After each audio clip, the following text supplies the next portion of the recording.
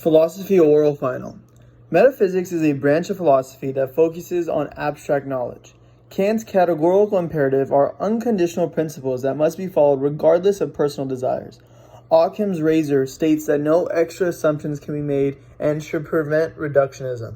Inductive reasoning is using specific instances that involve you personally to make generalizations. Deductive reasoning uses given evidence to understand other people with logic and reasoning. Fallacies are a break away from logic and beliefs and reasoning, while beliefs are sometimes personal but the basis for philosophy. Epistemology is the theory of knowledge as well as the methods of finding and proving it. Skepticism is non-belief. Hard determinism is a belief that humans do not have control over their actions because every person around them influences their decisions, so there is no free will. Indeterminism states that the opposite of determinism, meaning that not all events are the same, but the future is subject to all types of changes. Cosmological argument uses logical argument to explain the cosmos. Ontological argument uses philosophical beliefs to prove the existence of God, using logic and reasoning, but not with hard evidence. Ineffable is a characteristic of not being able to describe using words. Gratuitous evils are evils not necessary for greater good or to prevent evil. Theism is the belief that there is one God and he is involved in earthly affairs. Metaethics is a subcategory of philosophy in which a person attempts to understand ethical discourse. Ethical objectivism is that there are universal morals. State of nature is the concept of nations without politics when communities lived in the wild. Civil disobedience is the active resistance against a law that a citizen does not believe in. For number 2, I use theism to explain what is one of the major beliefs in God as I discuss the proponents of the non-existence of God. The varying arguments include philosophical arguments, inductive arguments, and deductive arguments.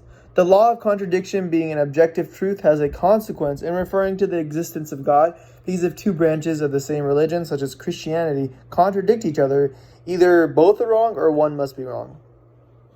I do not think the Matrix is true, but is definitely possible. Plato would agree with machines having control over our lives, but I do believe that Descartes, with his theories and his dreams, that he would agree that it is possible that our lives are being controlled from the outside and we do not realize it, which goes back to about the demons.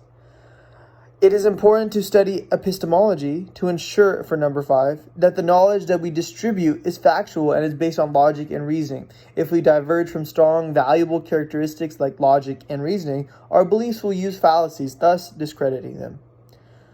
Number 6, when conceptualizing God, it is possible to see that he is real. However, when looking at logic and reasoning that is present in the arguments that show his non-existence, it is more probable that he does not exist. Paley's analogy of the watchmaker is the most logical argument that God is intelligent, because if he did create the world, his own complexity would be the same of the world.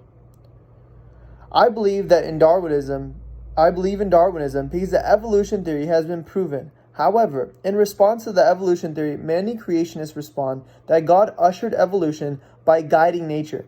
However, nature in of itself is so complicated that it is more probable over billions of years the planet has existed, many species have died, and many have survived. However, the survivors are actually a very small percentage of the species that actually were alive.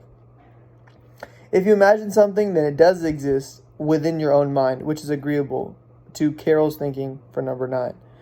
Number 10. Yes, fate is the same as determinism because on page 13, determinism is that all past, future, and present will play out how they will, meaning that they are not subject to change. All 3 philosophers jointly believe, for number 11, in the ideals that free will is an illusion, but they all believe in varying ideas of how life works. Chisholm believes that free will is always dependent on an agent, while Holbach believes that free will is a complete illusion and that everything we do is a controlled reaction.